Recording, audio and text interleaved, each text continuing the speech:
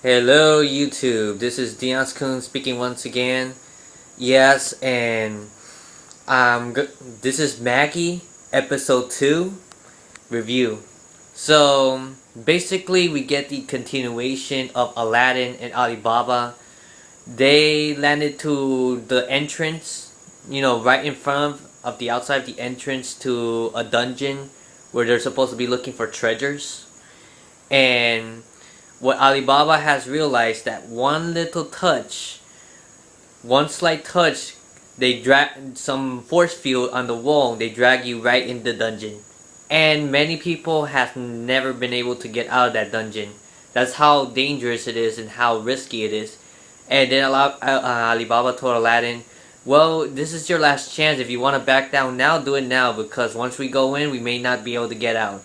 So Aladdin was sleeping, he was funny, and he accidentally pushed Alibaba, and he actually touched the force field, and they dragged both of them in. They fell in a deep, dark dungeon hole, I think. And then once they both fell, Alibaba was found like water and gas on the floor, below his feet, and on his feet pretty much. And then he realized, he was looking around. Okay, this can't be good. Where's Aladdin? And then Aladdin was laying there, and then he noticed that fire was falling down. And then, oh my god, it's oil! I gotta get out! And then he grabbed Aladdin, and basically he got out of the way just in time. Alibaba, he was a quick thinker right there, and then he was hiding around the cave, hoping that nobody could find him and stuff. And then he noticed, he found Jamil. Yes. This guy, okay, he doesn't tick me off as much as the guy from Sword Art Online, Sugoi, but still, he's an ass.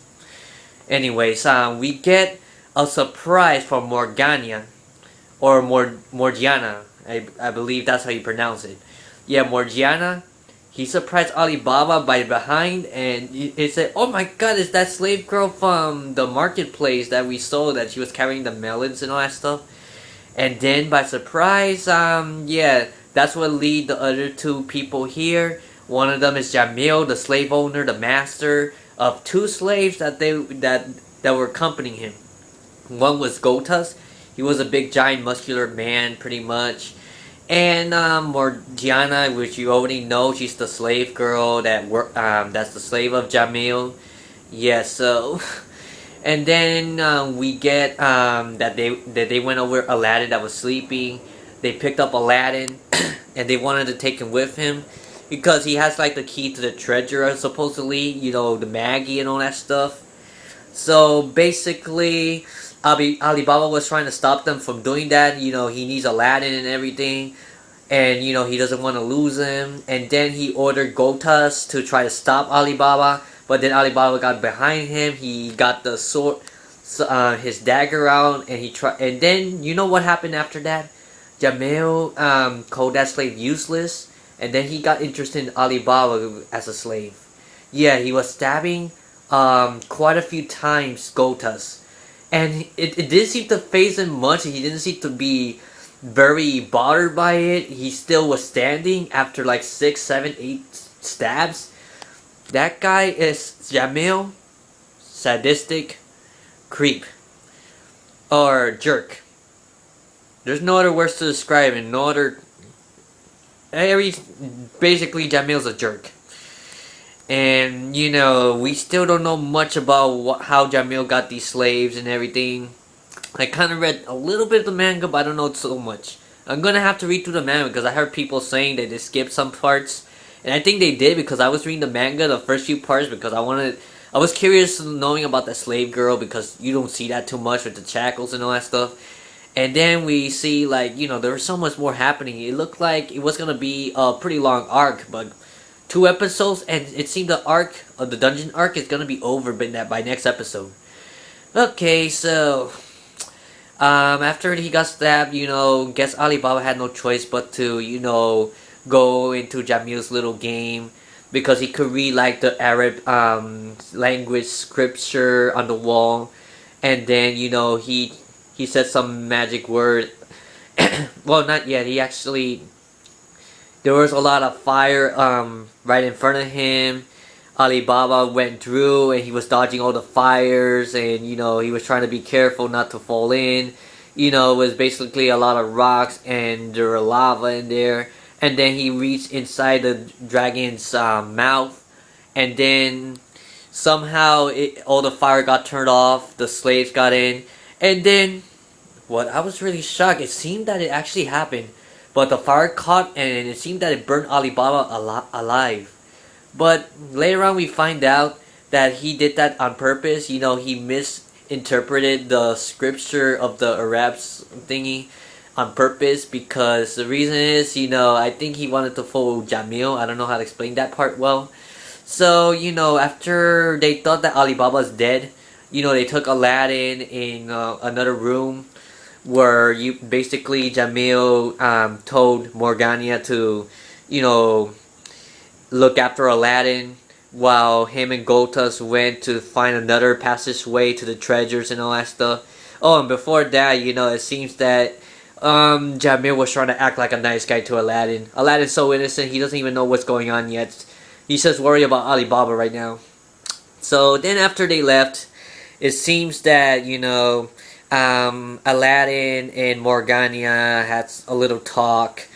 And Aladdin was trying to make some funny noises, trying to make Morgiana laugh, because it seems that she hasn't smiled at all for a long time. Yeah, being a slave girl and all, having to being at the master's mercy, having to, you know, listen to whatever he says. You know, Aladdin was asking Morgiana, is it possible that if I break the chains you could run away? And she said, there's no point, because apparently they have invisible chains on their foot.